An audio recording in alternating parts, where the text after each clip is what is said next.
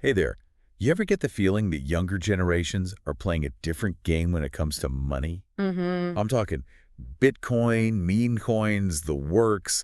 It's like the 2008 financial crisis flipped the script on how an entire generation views building wealth.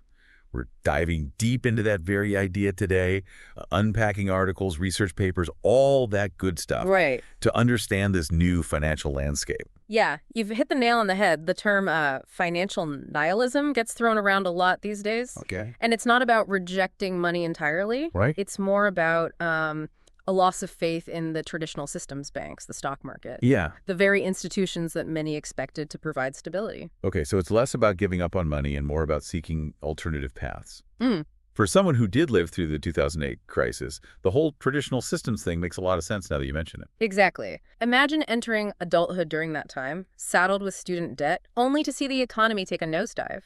That experience left a mark, creating a breeding ground for alternative financial approaches.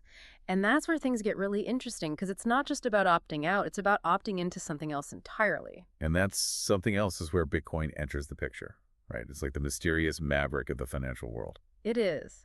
Launched in 2009, shrouded in the enigma of Satoshi Nakamoto, Bitcoin's origin story alone sounds like a blockbuster waiting to happen. But what makes it resonate with younger generations goes beyond the mystique. It's about control, transparency, a system that doesn't feel rigged against them. So if traditional institutions represent what they're moving away from, Bitcoin represents what they're moving towards. Precisely. Bitcoin's decentralized nature, with no central authority calling the shots, is a breath of fresh air for those who feel let down by traditional finance. Every transaction is recorded on the blockchain for anyone to see, appealing to a generation that values transparency and accountability. It's not just a technology, it's a statement, a way to potentially rewrite the rules of the game. That's a powerful motivator for sure. It's like taking your financial future into your own hands.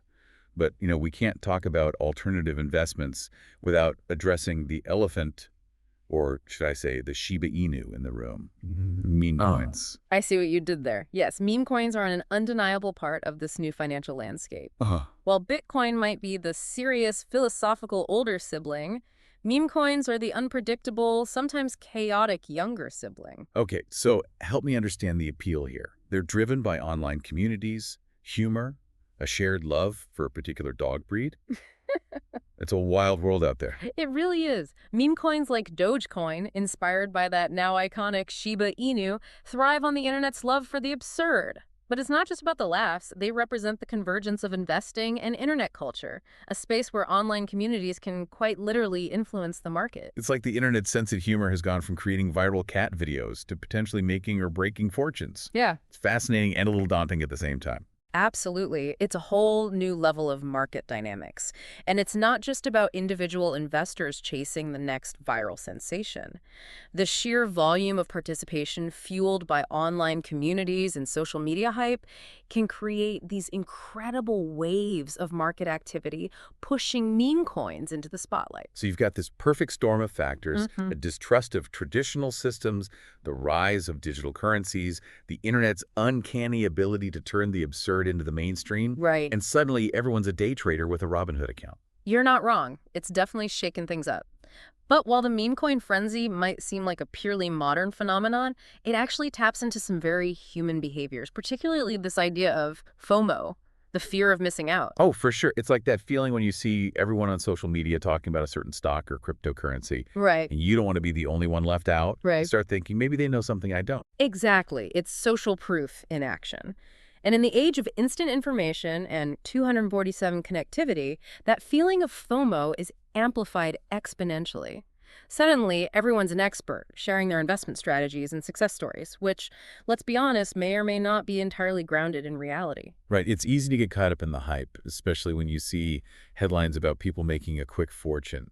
But I imagine there's also a flip side to this, people getting burned by investing in something they didn't fully understand. Unfortunately, yes, that's the inherent risk with any investment, but especially in a space as volatile as meme coins.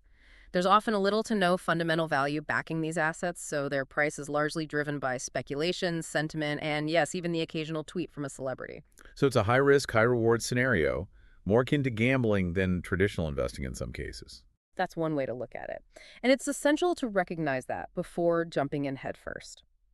This brings us to a critical aspect of this new financial landscape, the importance of financial literacy, especially for younger generations who might be entering the investment world for the first time. Absolutely. It's not just about knowing how to buy Bitcoin or trade meme coins. It's about understanding the underlying technology, the factors that influence market movements, and having a solid grasp of risk management. Precisely. It's about empowering yourself with knowledge to make informed decisions, not just following the latest trend or blindly trusting someone else's advice. And this is where I see a lot of promise in this new generation of investors. They're incredibly resourceful, turning to online communities, educational platforms, even social media to learn about investing on their own terms. It's like they're creating a new playbook for navigating the financial world, one that's more aligned with their values and their understanding of how the world works. But with all this talk of alternative investments, Hmm. what does this mean for traditional assets like stocks and bonds? Are they going the way of the dinosaurs? That's the million-dollar question, isn't it? It's not necessarily about complete abandonment, but rather a shift in perspective. For a generation that witnessed the 2008 crisis firsthand, the promise of a stable retirement funded by traditional investments might not hold the same weight. It's like the traditional playbook is being rewritten in real time, and it's fascinating to see how this plays out.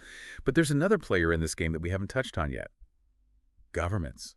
Yeah. How are they navigating this new financial landscape with Bitcoin, meme coins, and the whole financial nihilism movement? That's a crucial piece of the puzzle. Governments worldwide are grappling with how to regulate this space, and it's a delicate balancing act. They're walking a tightrope between encouraging innovation and protecting consumers, which are not always easy to reconcile. It seems like a tough spot to be in. On the one hand, you don't want to stifle innovation in a rapidly evolving sector. On the other hand, you have a responsibility to prevent market manipulation and protect investors from potential harm. Exactly. And the approach to regulation varies drastically from country to country. Yeah. Some are rolling out the red carpet for crypto businesses, creating regulatory sandboxes that allow them to innovate while still under some oversight. Others are taking a more cautious approach, focusing on consumer protection and preventing financial crime. So for the individual investor trying to navigate this new world, it's not just about understanding the technology in the market. It's also about keeping up with a constantly evolving regulatory landscape. That's a lot to keep track of. It certainly is, and it highlights another critical aspect of this whole conversation, the importance of staying informed. Right. We're talking about a decentralized financial system, which, while empowering, also requires individuals to take more responsibility for their financial decisions. It's like the Wild West of finance, exciting and full of potential, but also with its fair share of risks. What advice would you give to someone who's intrigued by this new world of alternative investments, but also understandably cautious? My advice is always the same. Knowledge is your best defense. Before diving headfirst into Bitcoin, meme coins, or any other investment, take the time to understand how it works, what risks are involved, and how it fits into your broader financial goals. Don't just follow the hype, right? Do your due diligence and make sure you're comfortable with the potential downsides as well as the potential rewards. Absolutely. There's a wealth of information available online, from reputable financial institutions to dedicated educational platforms.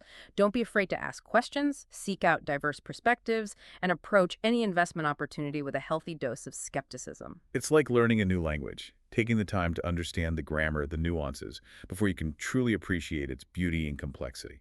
And in this case, the language is financial literacy. That's a great analogy. And just like learning a new language opens up new worlds and possibilities, so too can understanding the world of finance, even if you ultimately choose to stick with more traditional investment approaches. So for our listeners out there, whether you're a seasoned investor or just starting, remember that the financial landscape is changing, and those who take the time to learn and adapt will be best positioned to thrive whatever the future holds. Well said. It's an exciting time to be engaged with the world of finance, and I, for one, am fascinated to see what the future holds. Me too. It's a conversation that's only just beginning. And as always, thanks for joining us on this deep dive. We'll catch you next time, right here on The Deep Dive, where we explore the depths of knowledge so you don't have to.